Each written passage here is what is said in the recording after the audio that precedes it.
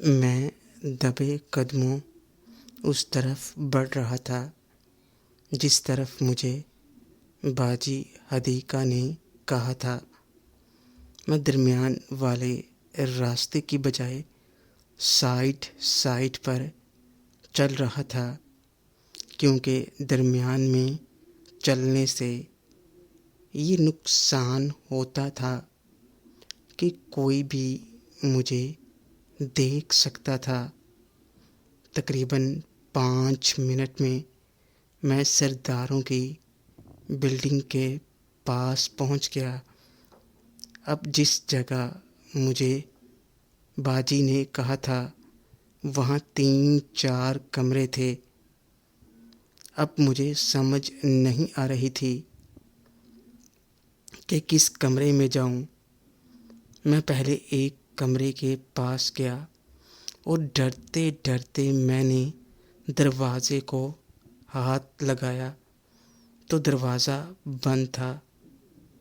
جیسے ہی میں دوسرے کمرے کو ہاتھ لگانے لگا تو اندر سے مجھے کوئی چیز گرنے کی آواز آئی، تو میں نے جلدی سے اپنا ہاتھ پیچھے کر لیا۔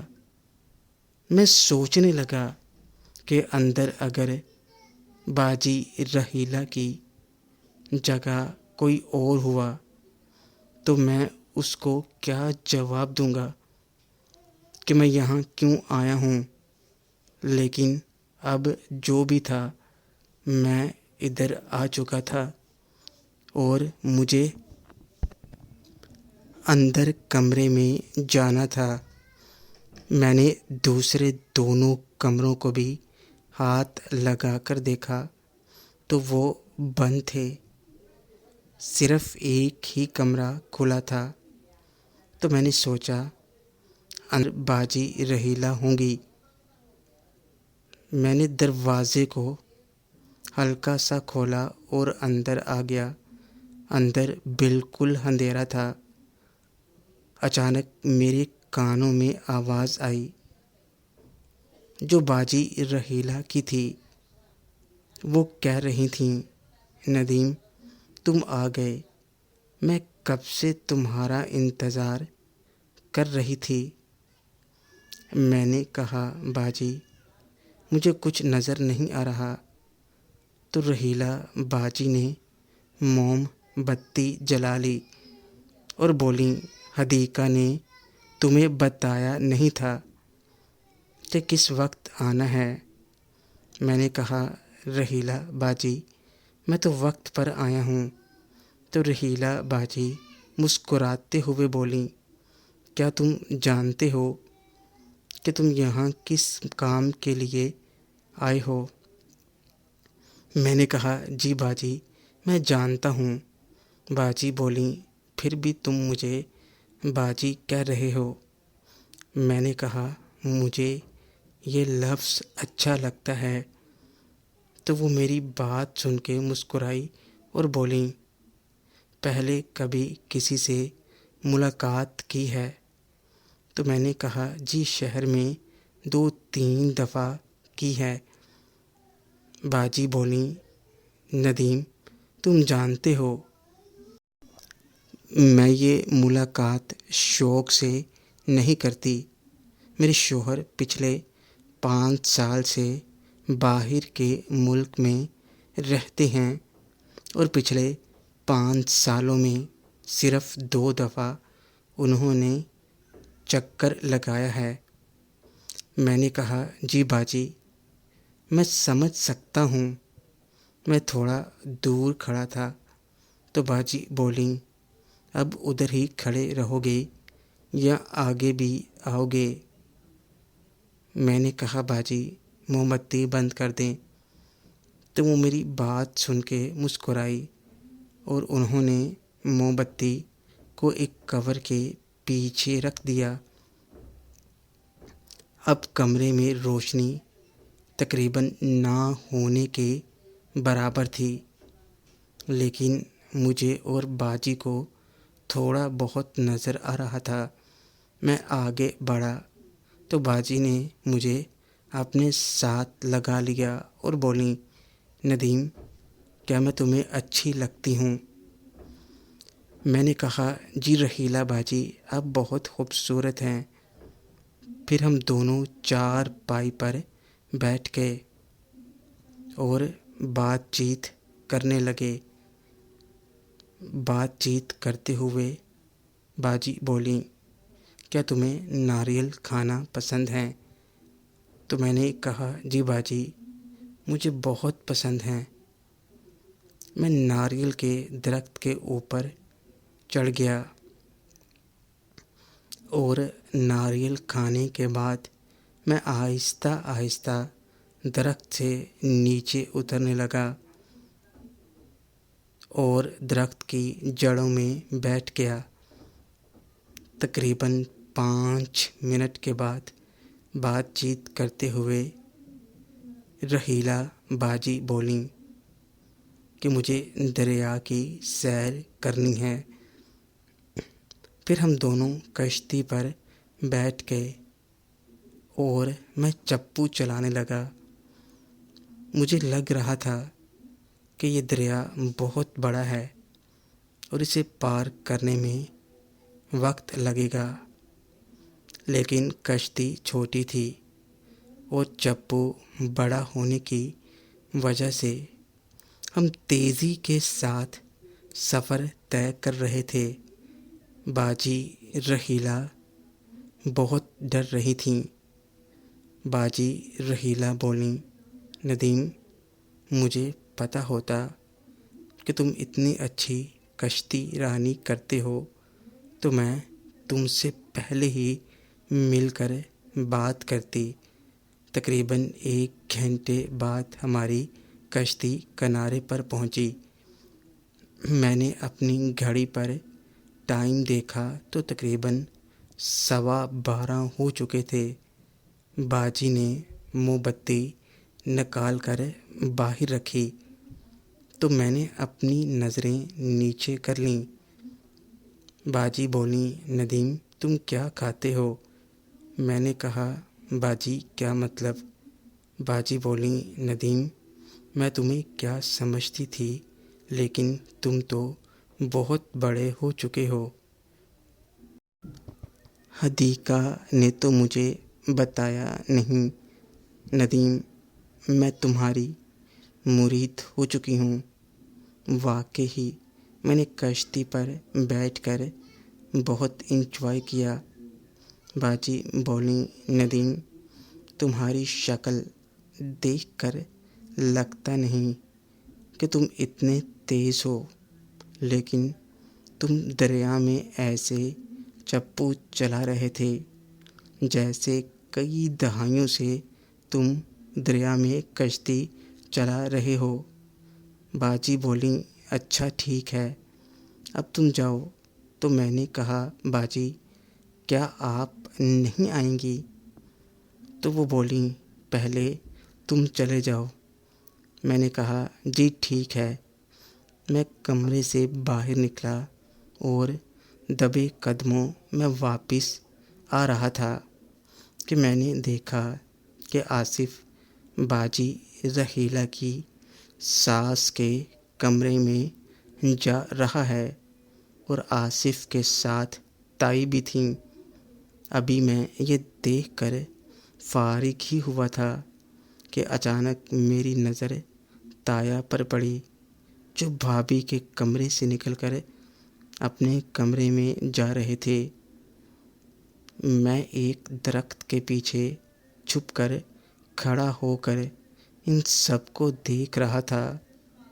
یہ سب دیکھ کر میرا سر گھوم رہا تھا کہ تائی لوگوں کے گھر میں چل کیا رہا ہے۔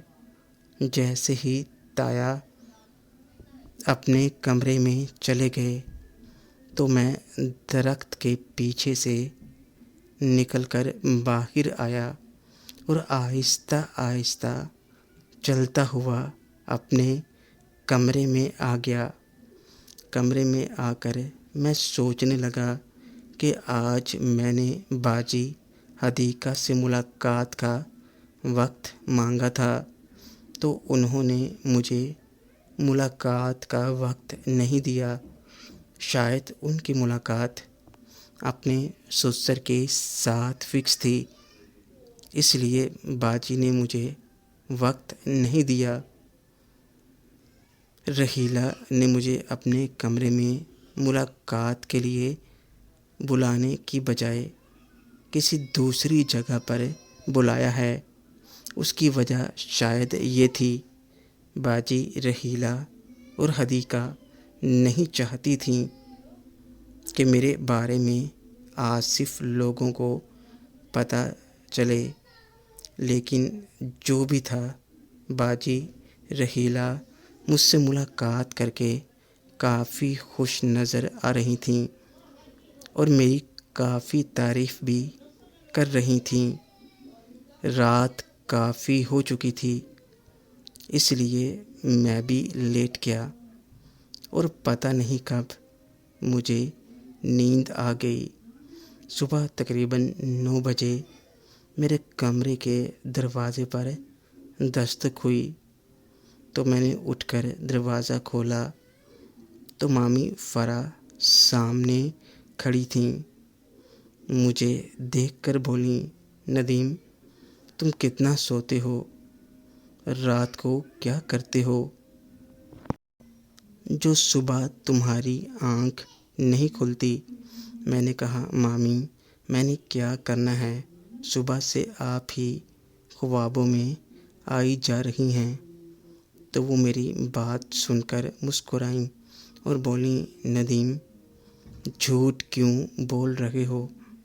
تمہارے خوابوں میں رابعہ آئے گی، میں کیوں آؤں گی؟ مامی فرح رابعہ کے بارے میں اس لیے بات کر رہی تھیں کہ جب ہم خالہ کی شادی پر لاہور گئے تھے تو رابعہ بھی وہاں آئی ہوئی تھی اور مامی فرح کے کمرے میں میری رابعہ سے ملاقات ہوئی تھی، جس کو مامی نے دیکھ لیا تھا۔ اس لیے مامی فرح مجھے چھیڑ رہی تھیں۔ مامی بولیں، اچھا جاؤ منہ ہاتھ دھو کر ناشتہ کر لو۔ میں تھوڑا آگے ہوا اور مامی کے کان میں کہا کہ مامی منہ ہاتھ دھونے والا کام نہیں ہے، اب تو نہانے والا کام ہے۔ مامی فرح نے مجھے ہلکا سا مکہ مارا اور بولیں، ندیم باز آ جاؤ، اب تو رابعہ کا ایک بیٹا بھی ہو چکا ہے۔